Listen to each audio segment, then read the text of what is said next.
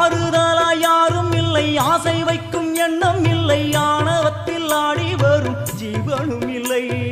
சொந்த பந்தம் யாரும் இல்லை, சூழும் ஜனம் நல்லதில்லை, உன்னை என்று இவ்வுலகில் வல்லதொரு தெய்வம் இல்லை. தடுமாறி திருக்கோயில் வந்தேன் அம்மா, அம்மா ஜெகதீஸ்வரி, உந்தன் குழந்தை என்னை ஆதரி.